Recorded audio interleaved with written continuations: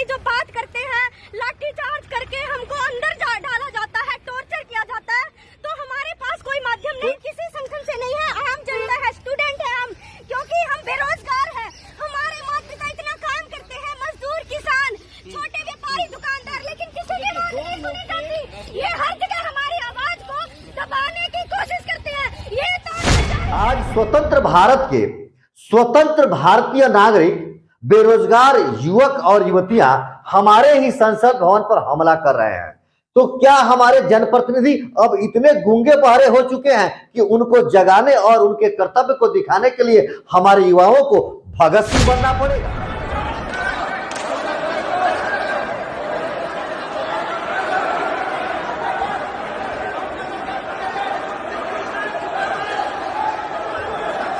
बेरोजगार होने का यह मतलब नहीं होता है कि हम हाथों में हथियार ले लें और संसद में जाकर इस तरह की घटनाओं को अंजाम दें। यह बिल्कुल नहीं होता है। नमस्कार, आप देख रहे हैं बिहारी मैसेंजर।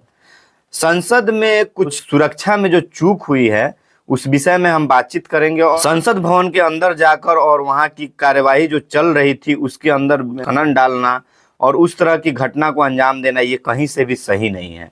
तो एक जाने माने पत्रकार हैं रिपू मिश्रा जी, उन्होंने एक वीडियो डाला हुआ है जिसमें वो उन लड़कों का, उन उपद्रवियों का समर्थन कहीं से, मतलब किसी ना किसी तरह से वो समर्थन करते हुए दिख रहे हैं।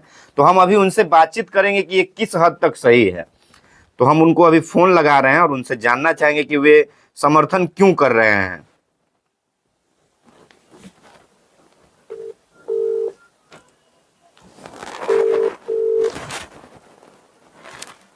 हाँ, हेलो जी नमस्कार, मैं बिहारी मैसेंजर से बोल रहा हूँ। हाँ, नमस्कार, बोला जाए।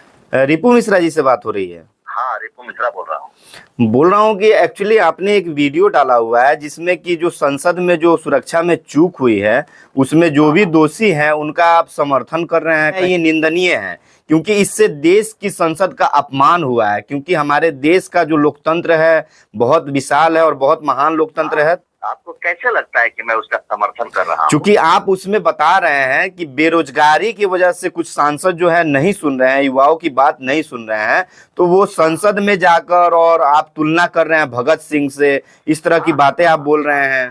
क्या आपको पता है भगत सिंह, सुनिए एक सेकंड सर, भगत सिंह जो है देश को आजाद कराने के लिए हंसते हंसते फांसी पे चढ़ गए, अपनी प्राण त्याग दिए। लेकिन ये कौन सा मतलब ये है कि ऐसे लोगों को आप भगत सिंह से कंपेयर कर रहे हैं?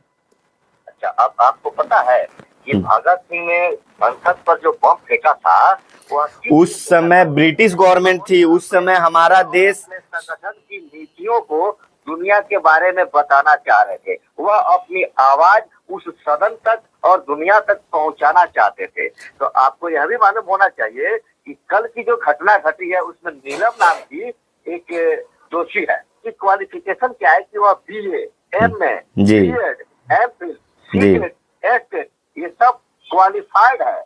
अच्छा एक मिनट, आपने जो गिनाए इतनी सारी डिग्रियां हैं, इतनी क्वालिफाई हैं, तो फिर इस तरह की घटना को अंजाम देना और संसद के अंदर जाकर इस तरह की हरकतें करना, ये तो मतलब कहीं से भी सही नहीं लग रहा है। आप जो कह रहे हैं मैं समझ रहा हूँ, लेकिन मेरा कहना है कि ये लोग जो है ना, जिनको आप कह रहे हैं कि वो दोषी है, मैं भी कह रहा हूँ दोषी है, उन्हें सदन तक यह निंदनीय कार्य नहीं करना चाहिए। लेकिन आज की जो निकम्मी सरकार है ना, उस सरकार को जगाने का रास्ता इन्होंने इस तरह से। सुनिए, एक्चुअली देखिए मैं आपको एक बात बताना चाहूंगा, सरकार निकम्मी है या जो भी है, सरकार निकम्मी है मैं भी बोलता हूं, लेकिन सरकार निकम्मी है उसका मतलब यह नहीं होता है कि हम अपनी मर्यादा को भूल जाएं, हम अपनी अभिव्यक्ति की आजादी का दुरुपयोग करते हुए संसद जैसे भवन में वैसी जगह पर जाकर हम वैसे कृत्य करें।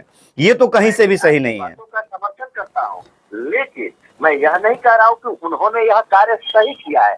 मैं भी उनकी बातों और भावनाओं को ही आपके समक्ष रखा हूँ। आप थोड़ी देर पहले बता रहे थे कि भगत सिंह ने संसद पे बम पटका था, तो भगत सिंह उस समय ब्रिटिश गवर्नमेंट था और हमारा देश गुलामी की जंजीरों में जकड़ा हुआ था कि हमें आजादी चाहिए थी और हर कीमत पे आजादी चाहिए थी। लेकिन अभी प्रेजेंट टाइम में, अभी तो स्वतंत्र देश है और हम स्वतंत्र देश के नागरिक हैं, तो हमारा यह दायित्व बनता है कि हम अपनी देश की छवि को, देश की मान सम्मान की गरिमा को बनाए रखें और देश को आगे ले जाएं, विकास के रास्ते पे ले जाएं, नई ऊंचाइयों पे ले जाएं। इस तरह की घटना को अंजाम देकर कि संसद में जाकर उस तरह से उपद्रव मचाना और वहां की छवि को धूमिल करना, देश की छवि को धूमिल करना, ये कहीं से भी बेरोजगारी की निशानी नहीं है। ये श्रीमान मेरी बात सुना जाए जी। यह निंदनीय है, बिल्कुल अशोभनीय है, ऐसा नहीं होना चाहिए। लेकिन अवसर कहाँ है पकौड़े तलना? यह बिल्कुल नहीं है, पकौड़े तलना रोजगार नहीं है। मैं भी इस बात का समर्थन नहीं करता हूं, मैं भी इस बात का। लेकिन पढ़ लिख कर भी, उतने समझदार होकर भी, उतनी सारी डिग्रियां हासिल करके भी यदि आप संसद में जाकर उस तरह की घटना को अंजाम देते हैं, उस तरह का निंदनीय हरकत करते हैं, तो फिर वो भी तो शिक्षा की श्रेणी में नहीं आता है। बिल्कुल नहीं आता है। किसी भी देश में ऐसी व्यवस्था नहीं होती है कि वहां के सारे नागरिकों को गवर्नमेंट जॉब ही मिल जाए। कई सारे ऐसे फील्ड है, कई सारे अपनी प्रतिभा के अनुसार अपना क्षेत्र चुन सकते हैं। जिस क्षेत्र में आप अपना काबिलियत दिखा सकते हैं, उस क्षेत्र में आप परिचय दे सकते हैं अपनी हुनर का। लेकिन इस तरह का निंदनीय कृत्य करके देश की छवि को धूमिल करना सही नहीं है। एक मिनट मेरी बात सुनिए। अगर सरकारें, चाहे किसी की सरकार हो, चाहे स्टेट गवर्नमेंट हो या सेंट्रल गवर्नमेंट हो, जी। सरकारों के पास जितनी रिक्तियां है ना, वो सिर्फ अपनी रिक्तियों को भर दे और उसके जो हाथ पैर नाक कान जो उनकी कार्यपालिका है, अगर वह ईमानदारी पूर्वक कार्य करने लगे तो ये सारी समस्याओं का समाधान हो जाएगा। इस तरह की घटना करने पर युवा मजबूर क्यों हो रहे हैं? ठीक है, युवा मजबूर हो रहा है, सरकार को इसके लिए नीतियां बनानी चाहिए। लेकिन जहां नीतियां बनती हैं, जहां से नीतियों को बनाया जाता है देश चलाने के लिए, देश का मतलब एक लोकतंत्र का मंदिर है, जहां नीतियां तैयार होती हैं, वहीं पे जाके आप इस तरह का व्यवहार कीजिएगा तो फिर नीतियां तो बनने से रही, फिर तो एक गलत मैसेज जा रहा है, गलत ही मतलब छवि बन रहा है देश के लोकतंत्र का। अन्य देश देखेंगे इस तरह की घटना है कि भारत के संसद में, संसद भवन के अंदर इस तरह की कृत्य हो रही है, इस तरह की घटनाएं हो रही हैं, तो वो हमारे बारे में क्या सोचेंगे? अन्य देश के जो भी होंगे वो कैसे क्या सोचेंगे और किस तरह से हम रिप्रेजेंट करेंगे अपने देश को? नहीं, बिल्कुल आपकी बात से मैं सहमत हूँ। और जहाँ तक तुलना की बात है ना, तो जब हम पढ़ाते हैं ना बच्चों को, जब बच्चे पढ़ते हैं तो उन बच्चों की तुलना हम डॉक्टर राजेंद्र प्रसाद, अब्दुल कलाम जी ऐसे लोगों से कर देते हैं। बातों को ही रख रहा हूँ। जी जी जी चलिए, बहुत बहुत धन्यवाद आपका राय देने के लिए। मिलेंगे आपसे फिर कभी बातचीत में। जी जी जी, धन्यवाद धन्यवाद धन्यवाद। इस तरह की घटनाएं जो है हमारे देश में, मानते हैं कि युवा बेरोजगार है।